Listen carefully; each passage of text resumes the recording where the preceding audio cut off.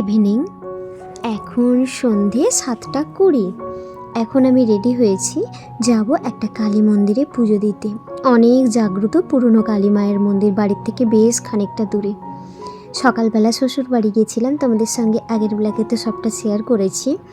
তো বাড়ি গিয়েছিলাম, ডুগ্গুর একটু ছোট্ট করে জন্মদিন সেলিব্রেশন হলো। রাই যেহেতু আজকে রাতেই বেরিয়ে যাবে 12টার সময়, তার জন্যেই না একটু সকালবেলা বাড়ি থেকে ঘুরে এলো। যাচ্ছি এখন মায়ের মন্দিরে পুজো দেবো। পুজো দিয়ে, আর বিশেষ করে কোনো যদি পুরনো জাগ্রত মায়ের মন্দিরে কখনো পুজো দিতে যাই না, কর্তামশাই না থাকলে ভালো লাগে না। ওই একসঙ্গে গিয়ে পুজো দিতে না আমার অনেক ভালো লাগে।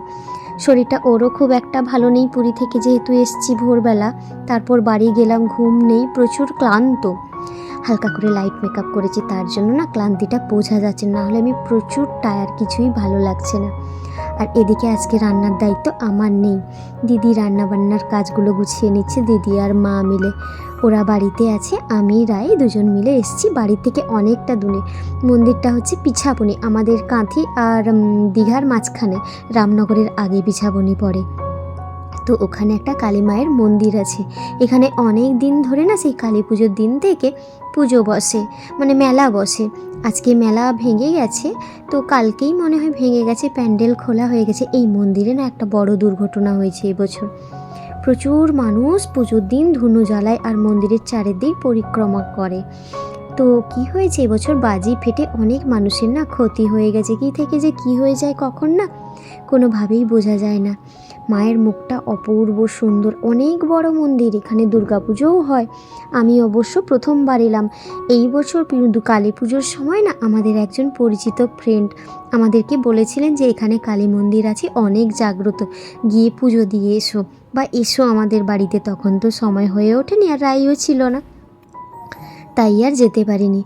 যখনই কিছু খারাপ সময় ভালো সময় সবটাই চলে না, একটাই কথা মাথায় আসে যে যাই একটু মায়ের পায়ে প্রণাম করে আসি। সে কালী মাই হোক বা অন্য কোথাও যাই, চণ্ডী শীতলা যেখানেই যাই, গিয়ে একটু পুজো দিলে যেন মনটা হালকা হয়, শান্তি হয়। এখন 8:45 বেজে গেছে, আর বেশিক্ষণ এখানে থাকতে পারবো না, তাড়াতাড়ি বেরিয়ে যেতে হবে। রাই যেহেতু 12টার সময় বেরোবে, খাওয়া দাওয়া করবে, এখনও ব্যাগ প্যাকিং করিনি, একটু রেস্ট করবে। সব মিলিয়ে শরীরটাও প্রচুর ক্লান্ত, কিছুই ভালো লাগছে না। তাই এসে কোনো রকম মায়ের কাছে প্রণাম করে একটু আশীর্বাদ নিয়ে এক্ষুনি বেরিয়ে যাব।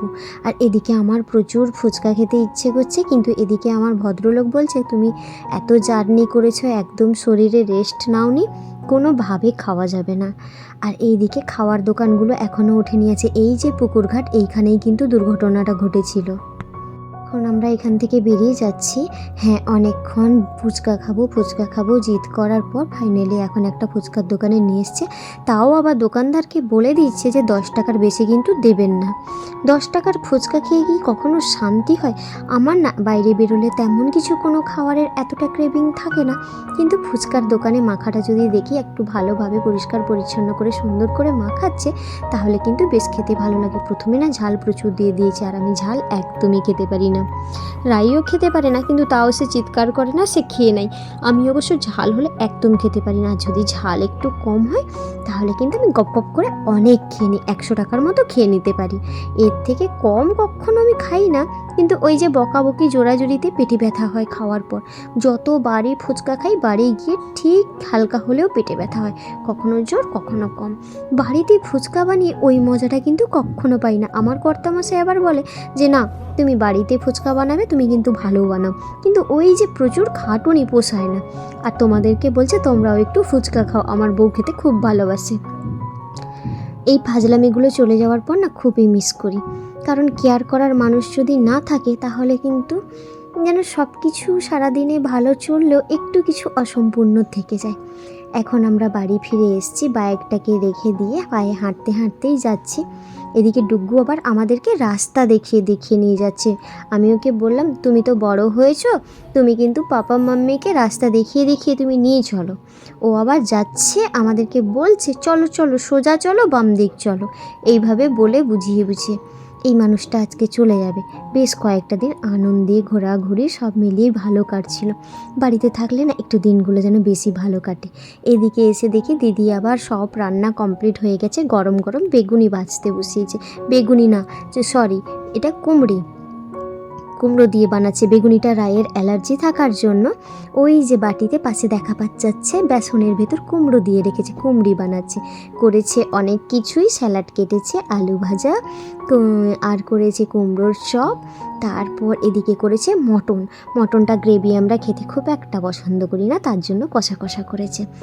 সারাদিন ব্যস্ততার ভেতর অনেক কিছু ভালো খারাপ সব নিয়েই পুরো দিনটা কাটলো। অনেক সুন্দর মুহূর্তের সাক্ষীও যেমন হলাম, তেমন খারাপ সময়গুলো পেরিয়ে যাওয়ার জন্য মায়ের কাছে প্রণাম করে দিনটাও ভালো কাটলো। কালকে সকাল থেকে নর্মালভাবেই আমার দিনটা শুরু হবে। জানি না কেমন কাটবে, যেমনই কাটবে তোমাদের সঙ্গে সবটাই শেয়ার করব। এবার এত অল্প দিনের জন্য এসেছিল, কীভাবে যে ভালো দিনগুলো কেটে গেল বোঝাই গেল না। 3টে দিন দেখতে দেখতে কেটে গেল। আজকে রাইতে চলে যাবে। কাল সকাল থেকে নর্মালভাবে আমার জীবনযাপন শুরু। ভালো লাগা খারাপ লাগা সবটাই নিজেকে মেনটেন করতে হবে। না কর্তামশাইয়ের কাছে টাইম আছে না কিছু। চলো খাওয়া দাওয়া করে এখন বাড়ি যাই। বাড়ি আজকে হেঁটে হেঁটেই যাচ্ছিলাম, একটু বৃষ্টি পড়ছিল। ব্লগটা নভেম্বরের 11 তারিখের ব্লগ।